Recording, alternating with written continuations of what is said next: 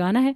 निशा के कहने पर अब अशोक पंखा खोल देता है तो वहीं माँ बेटी खेत से सर पर कट्टे में मिट्टी भरकर लाती है और अगली सुबह होते ही निशा अपनी सास और नंद के साथ मिट्टी को गीला करने लगती है।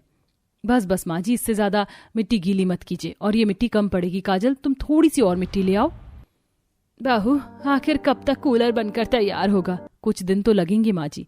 इस तरह निशा थोड़ी थोड़ी मिट्टी गीली करके मिट्टी के ऊपर मिट्टी डालती है और इसी तरह अपने परिवार के साथ मिलकर गर्मी और धूप को झेलते हुए 10 दिनों तक लगातार मेहनत करती है और एक कूलर का स्ट्रक्चर तैयार करती है।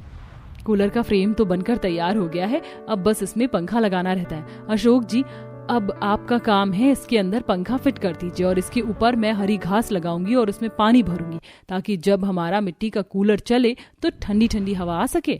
अशोक मिट्टी के कूलर में पंखा लगा देता है, जिसके बाद निशा कूलर के ऊपर हरी घास लगाकर उसमें पानी भर देती है और जैसे ही वो लोग कूलर चालू करते हैं उन्हें ठंडी ठंडी हवा लगने लगती है।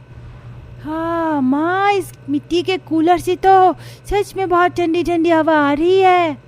भाभी, आपने तो कर दिखाया, मिट्टी का कूलर। मुझे तो विश्वास ही नहीं हो रहा हमारे पास मिट्टी का कूलर है जिसमें हम थोड़ा सा पानी डालकर ठंडी ठंडी हवा ले सकते हैं।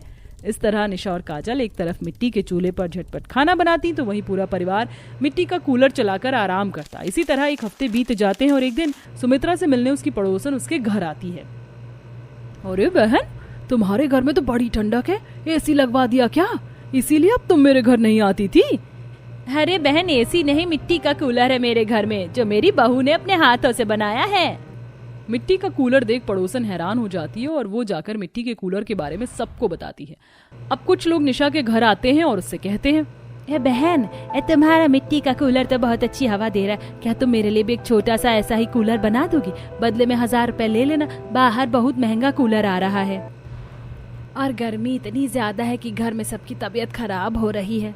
हाँ आंटी, मैं आपके लिए भी एक कूलर बना दूंगी। मैं जानती हूँ आपकी बहू भी गर्भवती है और मैं उसकी हालत समझ सकती हूँ, पर मुझे मिट्टी का कूलर बनाने में कम से कम 15 दिन लगेंगे। ठीक है बहू, जितना समय चाहिए ले लो, पर ऐसा ही एक मिट्टी का कूलर बना दो। इस तरह एक बार फिर निशा अपनी सास और नंद के साथ मिलकर एक और मिट्टी का कूलर बनाती है और अपनी गरीब पड़ोसन को दे देती है। ऐसे ही एक दिन नैना उनका मिट्टी का कूलर देखने के लिए आती है।